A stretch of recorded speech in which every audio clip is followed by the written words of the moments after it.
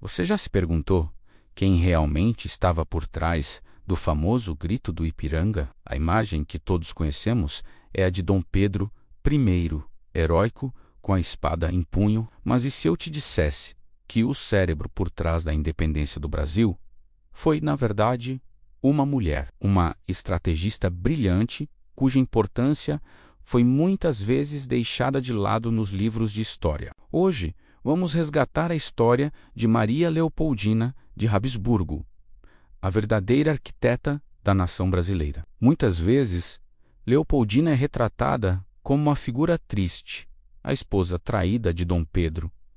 Mas essa visão, ela é incrivelmente redutora. Nascida na Áustria, na culta e poderosa corte de Viena, ela não era apenas uma princesa, era uma mulher com uma educação primorosa em política, ciências e estratégia. Quando chegou ao Brasil, não veio apenas para ser consorte. Ela trouxe na bagagem uma visão de mundo e uma capacidade de análise política que poucos ao seu redor possuíam. Enquanto as cortes de Lisboa, em Portugal, planejavam rebaixar o Brasil de volta à condição de colônia, Leopoldina foi uma das primeiras a entender que a separação não era apenas uma opção, mas uma necessidade inevitável. Ela percebeu que o Brasil tinha potencial para ser uma grande nação, e não apenas um quintal de Portugal. Ao contrário de seu marido, Dom Pedro, que era conhecido por seu temperamento impulsivo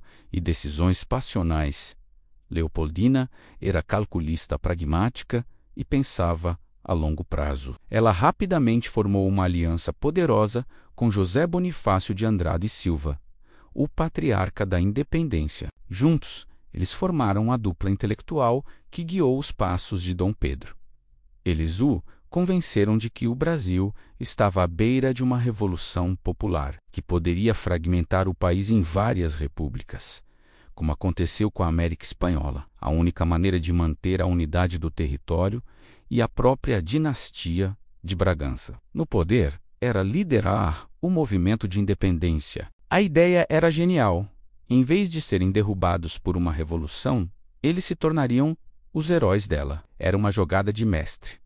E Leopoldina estava no centro de tudo, aconselhando, articulando e planejando cada passo. Um dos momentos mais decisivos desse período foi o famoso Dia do Fico. Em 9 de janeiro de 1822, as cortes portuguesas haviam ordenado que Dom Pedro retornasse imediatamente para Lisboa. A intenção era clara: sem o príncipe regente no Rio de Janeiro, seria mais fácil desmontar a autonomia que o Brasil havia conquistado.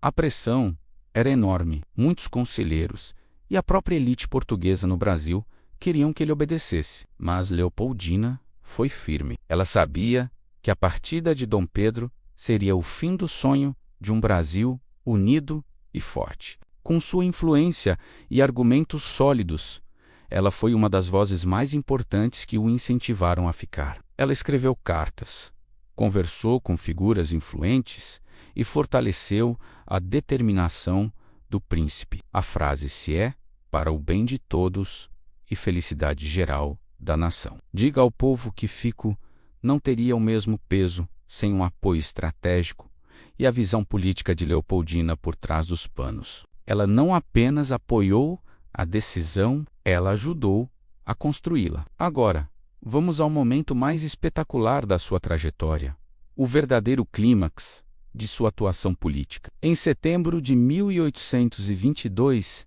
Dom Pedro estava em viagem para São Paulo, buscando acalmar os ânimos políticos na província. Com a ausência dele, quem assumiu o governo como princesa regente?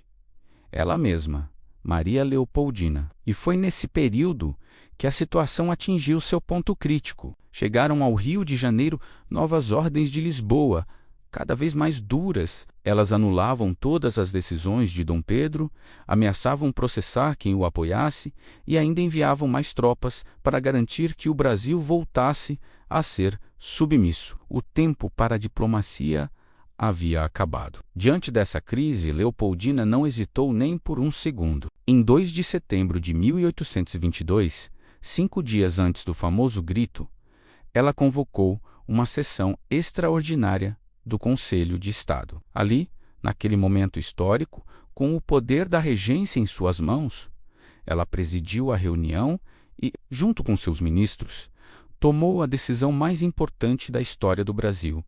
Até então, ela assinou o Decreto da Independência, declarando formalmente o Brasil separado de Portugal. Isso não é uma interpretação, é um fato. A independência foi decidida e assinada por ela. Logo em seguida, ela escreveu uma carta urgente para Dom Pedro, que estava a caminho de Santos. Nessa carta, ela foi direta e cirúrgica. Disse que Portugal queria nos escravizar novamente e que era hora de agir, e finalizou com a famosa frase, que resume sua genialidade: "O pomo está maduro, colha-o já, senão apodrece." Ou seja, a oportunidade estava ali, pronta. Se ele não agisse, a chance seria perdida para sempre. O grito do Ipiranga, em 7 de setembro, foi a ratificação pública e heróica de uma decisão que sua esposa já havia tomado e oficializado. Ele colheu o fruto que ela preparou. Então, por que o papel dela foi tão fundamental? Primeiro, sua diplomacia. Como uma arquiduquesa de uma das famílias mais poderosas da Europa, os Habsburgo, ela tinha conexões e um prestígio que davam legitimidade ao novo Império Brasileiro. A presença dela no trono sinalizava para o mundo que o Brasil não era uma aventura rebelde, mas um projeto sério. Segundo, sua visão de unidade. Ela sempre defendeu uma monarquia constitucional como a melhor forma de manter o vasto território brasileiro unido, evitando o caos da fragmentação. Ela pensava no Brasil como um todo, não em partes.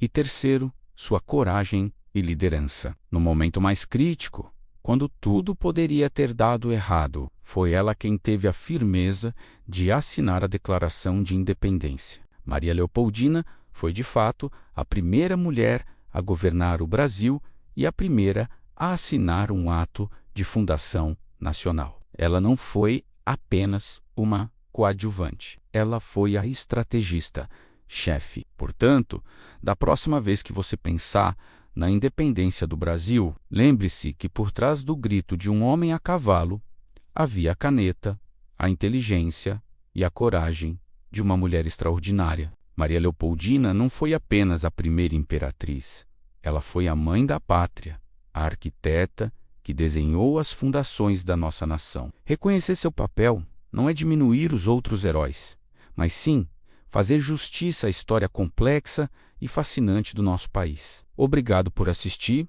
e por nos acompanhar nesta jornada para redescobrir a história do Brasil. Se você gostou deste vídeo e quer conhecer mais personagens incríveis que foram apagados da nossa memória, não se esqueça de se inscrever no canal, deixar o seu like e ativar o sininho para não perder os próximos conteúdos. Até a próxima!